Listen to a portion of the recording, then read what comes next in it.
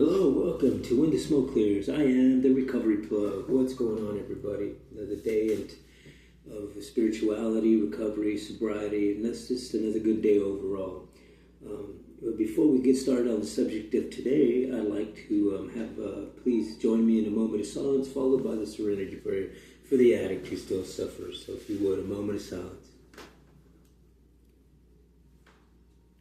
God, grant me the serenity to accept the things I cannot change, courage to change the things I can, the wisdom to know the difference. All right, well, let's get started. Man, so how's it going, everybody? You guys doing okay? I mean, I know my journey's been going pretty good. I wanted to talk to you guys today about getting to a plateau in your recovery. In whatever it is that you're going through. I know that when myself personally going through my recovery and going through recovering from addiction and other neurological brain disorders that I deal with on a daily basis, I seem to I notice that I get sometimes stagnant in my journey. You reach this point where you are doing things and then you continue to do them, but you feel like there's nothing there. Like it's almost like this purpose, it's like you're on this pink cloud and then the flame and the momentum just dies out, you know what I mean? And then you're just on this, fine line of doing the repetitive things that you do every day to keep yourself, in that world of positivity. But it just feels like there's nothing else, you know what I mean? It feels like there's something missing, right? So one of the things that I do is, that I have been doing is I go back and reflect on some of the things that I journal.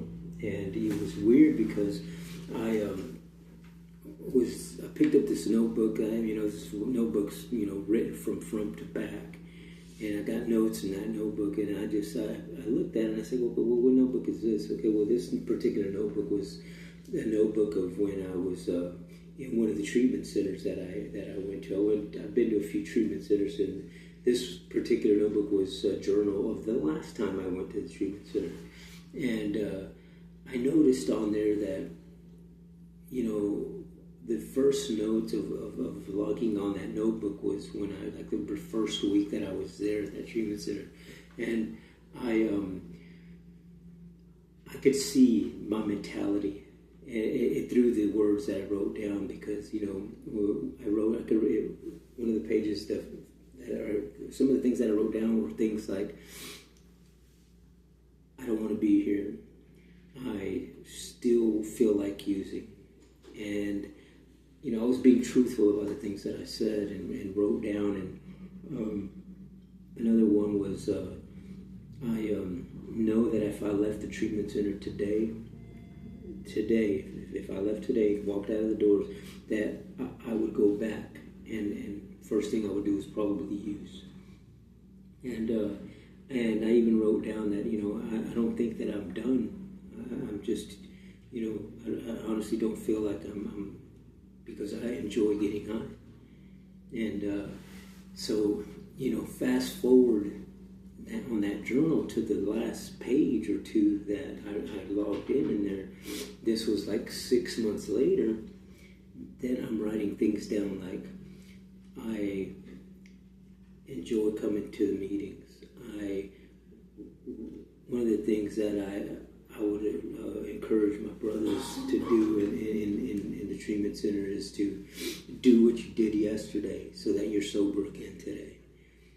And just know that I'm here, and I'm going to work on loving my fellow brother and helping out and that sort of kind of stuff. I was writing things like that, and I could just see the transformation.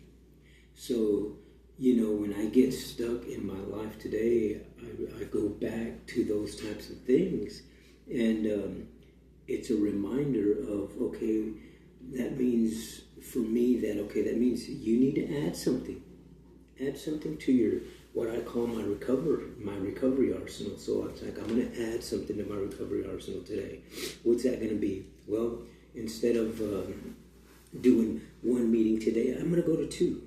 Or, maybe I'll call somebody and see if they need some help. Or maybe I'll pick up a new book and indulge in that. Or, maybe I'll take an extra 30 minutes to do some guitar meditation. Or maybe I'll listen to some different tuning forks to get into my chakra and the meditation right, and maybe I need to align my energy with, and maybe they're out of whack a little bit, so I'm going to meditate and get back on track. You know what I mean?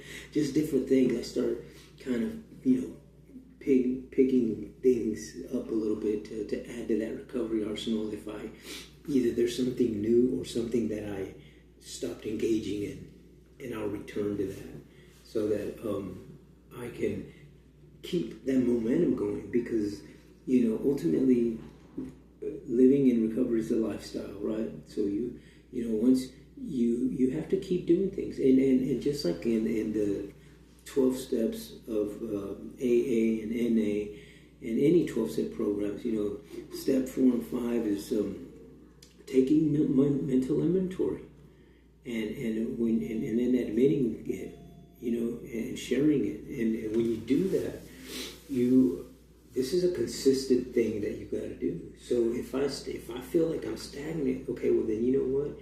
Then it's time for me to go back and take another moral inventory to see where I'm at in my life now, because it's going to be totally different from a year ago. You know what I mean? So it's like you're constantly doing the steps. You know what I'm saying? And I believe that in my personal journey, that taking moral inventory on a consistent basis, whether it's every month, whether it's every 2 months, every 6 months, whatever, so long that I keep doing that, I'm going to keep on track. And that means that the momentum will keep going. The momentum's not going to stop. It may slow down.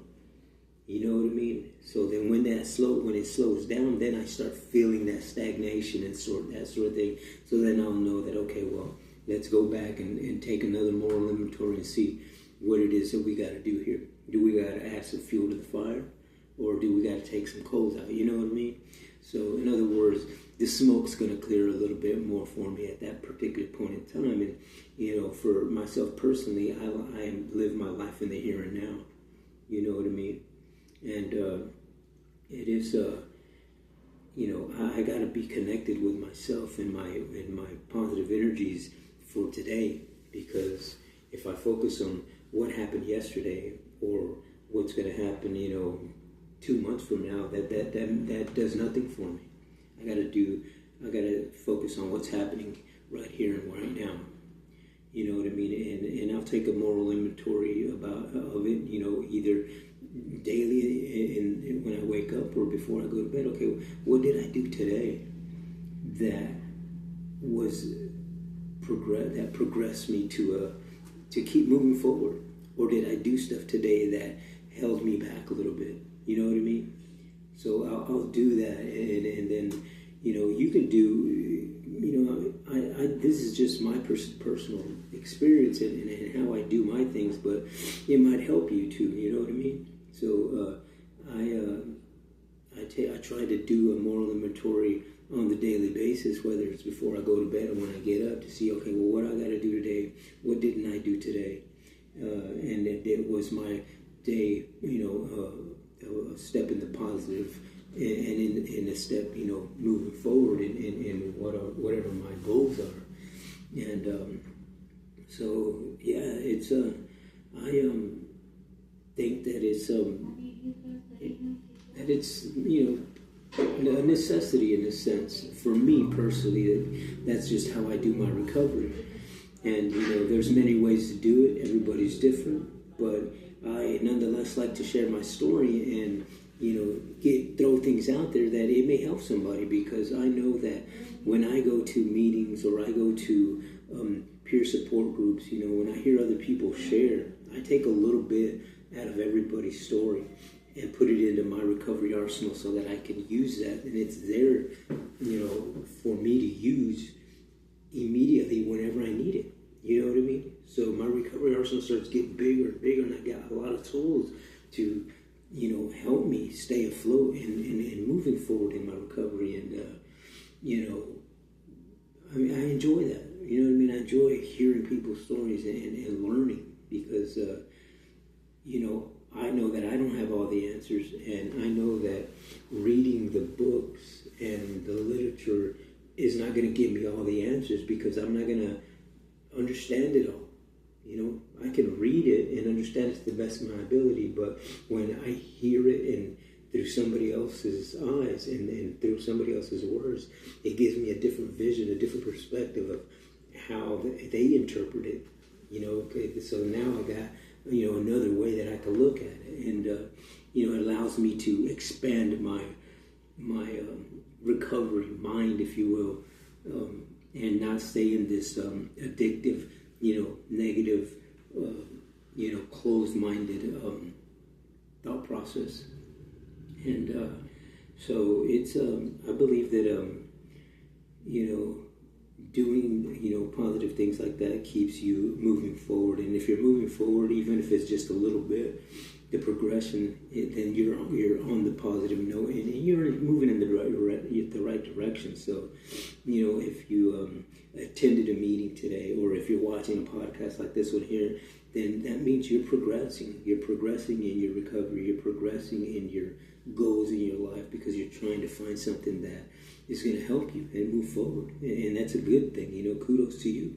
And so I just wanted to kind of throw that out there today because I was over at a meeting earlier today, and quite a few people were talking about how they, found themselves during this past week, kind of in this stagnant mode, like they just okay, we're just going through the process, but not really, seeing any new results, or the feelings just weren't there like it mattered.